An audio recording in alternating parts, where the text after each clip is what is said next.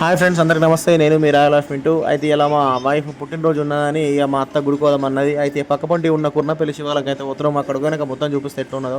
ఇక మొత్తానికైతే మనం గుడి దగ్గరకు వచ్చేసినాము. ఇక నా వెనక సైడ్ కనిపిస్తున్న గుడి అయితే కుర్నపల్లిలో ఉన్న శివాలయము ఇదే.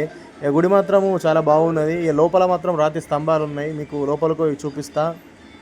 ఇక బయట నుంచి అయితే మొత్తం వ్యూ అయితే ఇట్లున్నది గుడి.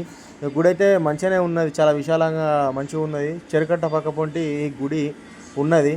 ఇక కమాన్ అయితే మనకు ఎంట్రీస్లా ఇట్లున్నది. ఇవన్నీ రాతి స్తంభాలతో కట్టిన గుడి. మెట్లు కూడా అంతే ఉన్నాయి. ఇక మనకు ఎంట్రీస్లోనే ధ్వజస్తంభం ఉన్నది. ఇవి మీకు స్తంభాలు చూసుకోవచ్చు, ఇవి చాలా పురాతనమైన స్తంభాలు. ఇక మనకు ఎంట్రెస్లో పోగానే ఇక ఒక బావి అయితే ఉన్నది, చాలా పురాతనమైన బావి. ఇదైతే ఇప్పుడు వాడకంలో లేదు.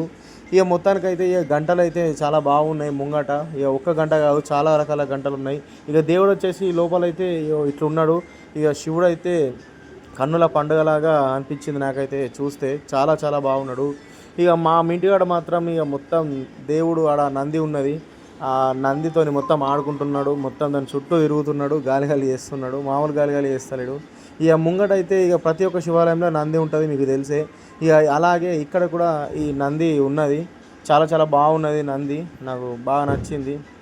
చూసుకోవచ్చు నంది అయితే ఇట్లున్నది. ఇక మనమైతే గంట మాత్రం చాలా సపోర్ట్ వచ్చేటట్టు కొట్టినాము. ఇక లోపల మాత్రము గుడి మాత్రం ఇట్లున్నది. సీలింగు మా అంటే అప్పట్లో కట్టిన గుడి కదా, చాలా చాలా బాగున్నది. ఓకే, వీడియో నచ్చితే లైక్ చేయండి, షేర్ చేసి సబ్స్క్రైబ్ చేయండి. Okay, bye.